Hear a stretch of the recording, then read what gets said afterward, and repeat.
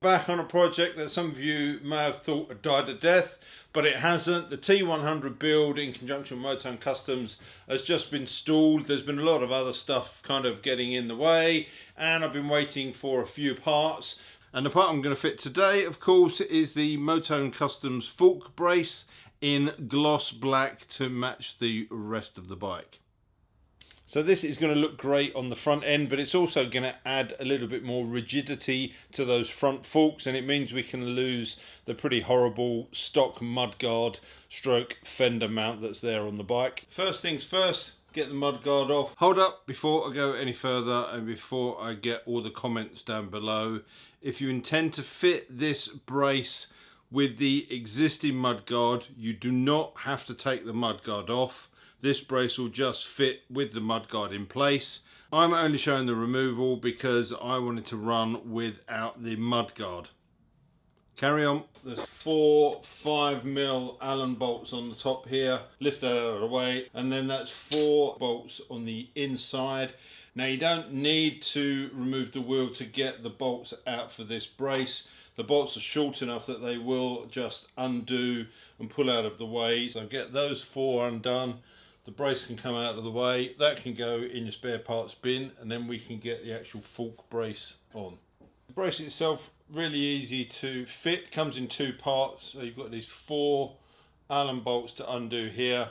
This will separate, and once these are apart, you can see how nicely engineered they are. There's a little sleeve that sits in the top here, and this is designed to sit really neatly over the top of this, protecting the fork seals. It's then a case of putting the 2 sides together, bolting them through, and that's it. Nice and simple.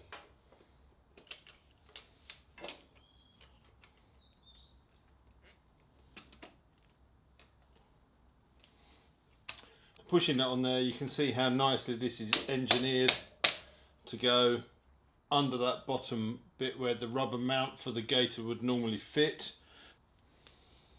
And then very carefully just match up the front half.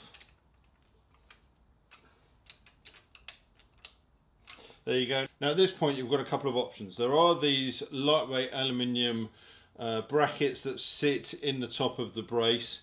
If you're running with fork gaiters, then you leave these in place because that just gives a little lip for the rubber boot to sit over and fit nice and flush to, as you would do on the standard ridge that's on the fork arm itself. They'll just be a little bit more compressed. Now what I like about this is Motone have gone the extra mile to machine these pieces in so that you've got the option to go with or without, and they're not just making the brace with that on it automatically. So if you're not running with fork gaiters, you don't need this extra bit sticking up. It's nice that you can get that out and get a much cleaner look. I'm not going to be running with the gaiters, so I'm going to take these out.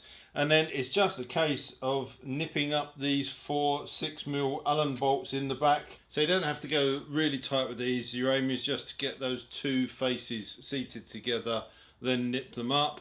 And don't try to do one side up completely. I've already screwed the one in, so I've got a small gap. And then I'm just going to go around the other side and then just kind of evenly do the 4.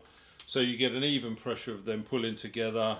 And you get that then nice and snug. That then is the fork brace done. And there you have it. A simple enough job and something you could do in the garage with some simple hand tools. For me personally, I would just run with the fork brace. I think that's the kind of look that I would want to go for. It's not going to be an everyday bike, so I'm not going to be too worried about spray or crap coming off of the front wheel. It might look nice with the mudguard in the stock position as well with that fork brace.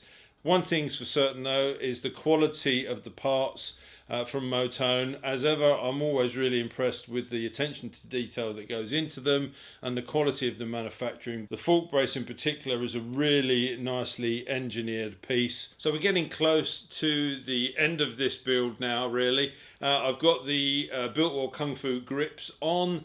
I've got yet to put on the bash plate underneath, and then the exhaust, whatever exhaust we decide to go for, and then it's just a case of getting this thing started, giving it a rag around and seeing what it's like on the road. Hopefully that last episode will be coming up relatively soon. If you've got any comments or questions on this or anything else that we've done in the series, you know where to put them by now, down in the comment section below.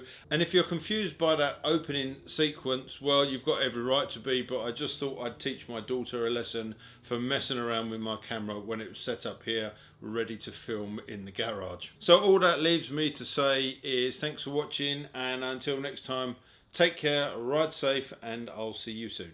Bye.